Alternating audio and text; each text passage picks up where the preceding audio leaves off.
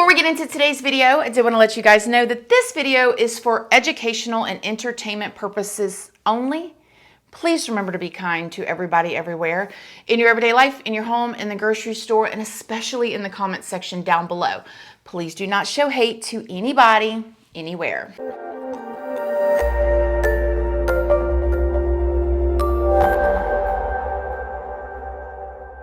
Good morning, my lovelies, my beauties, my friends. My name is Christina and welcome to my channel.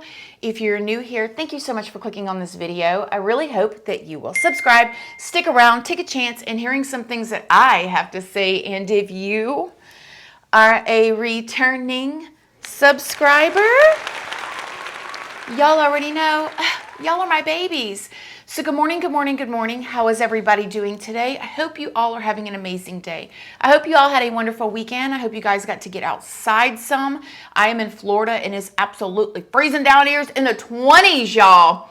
We ain't used to this kind of weather. I'm not gonna lie though, I have been enjoying it. I actually have got to wear like my coats this year and my boots. I have coats and boots from years ago because it just does not get cold enough down here. So I have been enjoying the cold weather.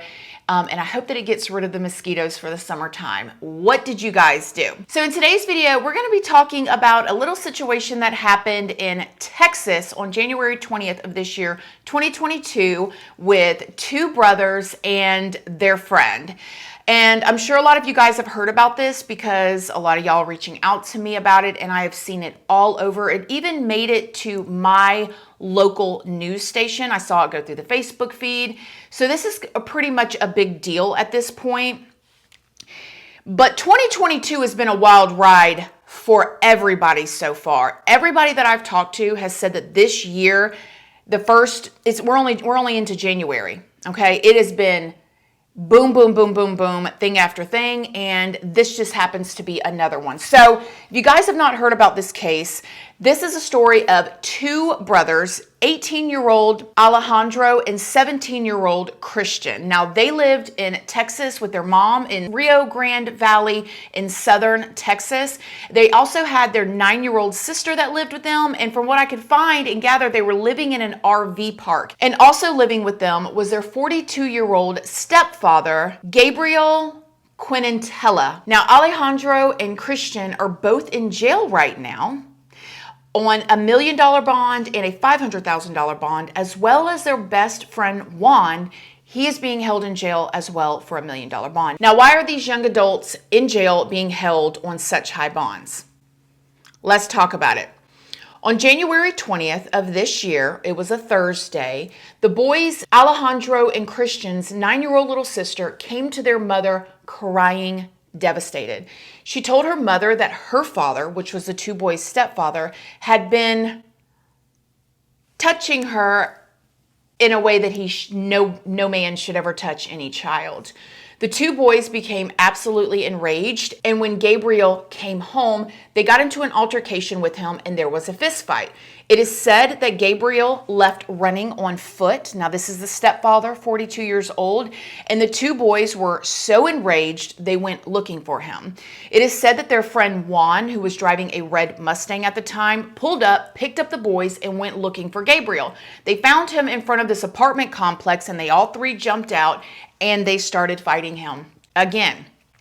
The three boys left from there, went and got a Ford F-150, a white truck, and went and found him again for the third time, threw him in the back of the truck. Now, this is where the police are saying that they kidnapped him. We'll get to my opinion at the end.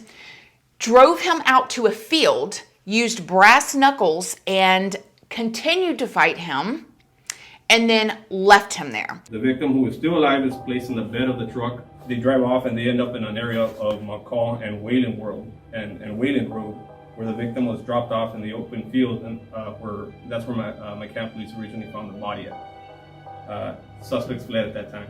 So, investigation revealed that the victim was hurt, beaten with brass knuckles, and suffered severe head trauma at that point. Not long after that, a farmer was in that field and found the lifeless body of Gabriel, called 911. They came out, they deemed him dead, took him in, started investigating, and found out about the altercation with the three boys and the man. Now, another interesting layer to this story is Gabriel, the stepfather, actually had a warrant out from his arrest for continual essay against a child from 2019. Okay, so we 3 years later, and this man is still out and now coming after his own daughter. God knows how long that had been going on. We're going to get to my opinion at the end because I got a lot of opinions about this, okay? I looked it up and I found that a study that they did in 2015 showed that only 5% of people who are SA'd actually report it, okay? And I know from my childhood, from growing up in the system and group homes and stuff, most of the people even that I know don't report it, okay? Because it is, first of all, it's a hassle to report it. You have to, if let's just say, if you've never been in this situation, let me show you how it goes. You come home, you tell your mommy, you're crying, daddy did this, whatever. They call the cops. Cops come out. You have to tell the story again, okay? Cops is writing it down, whatever. Then they call more investigators. Then you have to tell the story again. Then they take you in an ambulance or a cop car down to the hospital. They do an exam on you. You have to tell the story again. Then if they even go and get a warrant out and can arrest this person, now everybody knows. The family knows. Everybody's talking about you. You feel like, oh my gosh, did I do something wrong? Did I hurt the family? Did I break up the family? Is my grandma going to be mad at me? Is my you start, all these things are put on the child, okay? This is not an easy thing. It's not as easy as you go report it, they arrest them, boom, it's done, they're out of your life.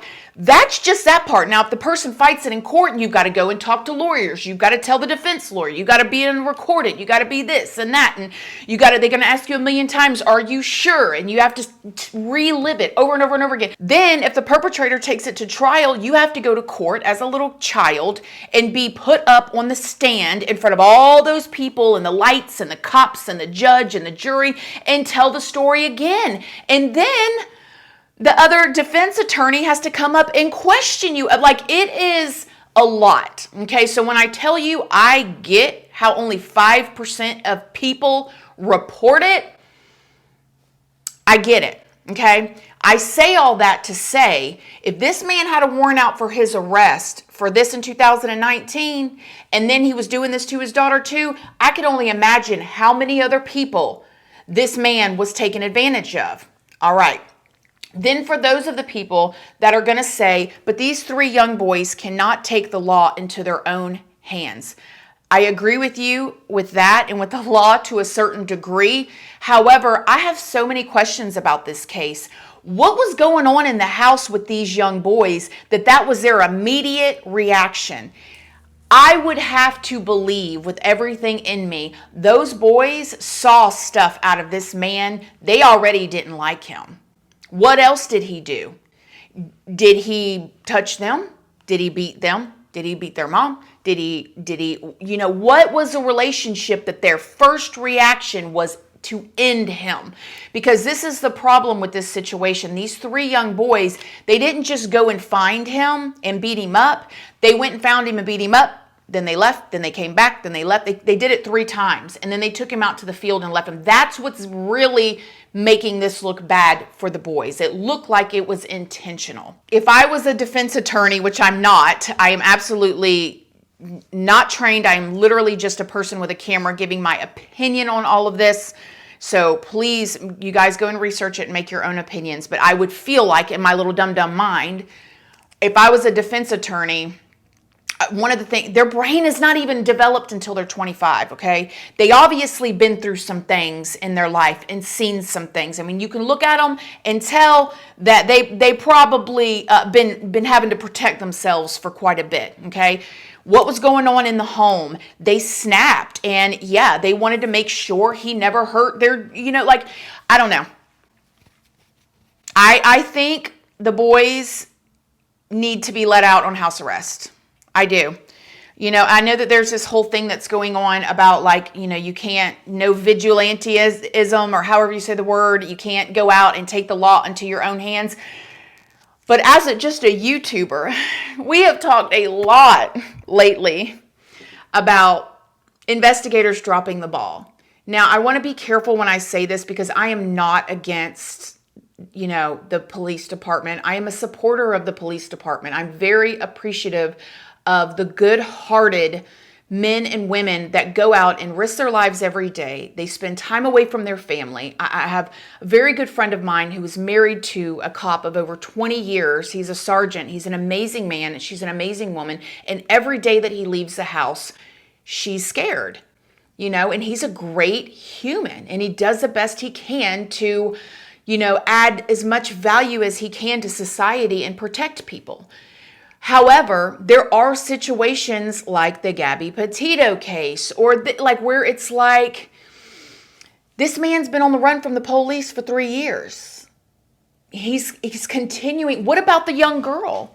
What about her? What about the guilt that I'm sure this little baby girl feels at 9 years old because now her two brothers, who I'm sure she loved, who I'm sure tried to protect her, are now in prison or in jail facing, if they get found guilty of this, they have capital murder charges against them. 2 of them do. If they get found guilty, the minimum sentence is life in prison. That is the minimum. These 3 individuals will be being presented with in here in a moment. Alejandro Trevino, aggravated assault and engaged in organized criminal activity. Christian Trevino, aggravated assault, capital murder, engaging in organized criminal activity. And then we got a 3rd individual, Juan Eduardo Melendez, capital murder, aggravated assault, and engaging in organized criminal activity. So ultimately, they wanted to seriously injure this person. Mm-hmm.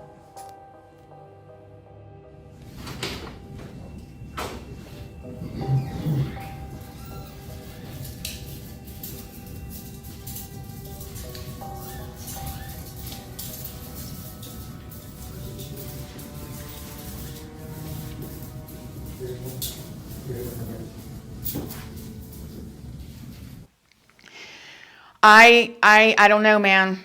I really hope that they are doing full evaluations on these kids. I hope now, Juan, who was the friend, this is the epitome. Just look at him. Bless his heart and bless his whole family, because this is what you call a ride or die friend, okay? Don't do that, y'all. We're not riding and dying no more, okay? It's 2022. We lifting each other up. We're holding our friends back, and we're trying to do the right thing, okay? We're trying to keep our friends out of jail. We're not going with them, okay? However, I would have to believe in my heart, I don't know, that 18-year-old boy Juan knew some stuff too. You don't just snap like this. There was already stuff going on. I keep wanting to say I can guarantee, but I can't guarantee. It's just in my heart. I'm like, there's more to this. And his parents, I can't imagine what his parents are feeling like right now. They're probably like, what did you do? Now you're in prison. Now you're in jail facing capital murder charges, and this wasn't even your family. This was your friends. But they felt like they was protecting the little girl.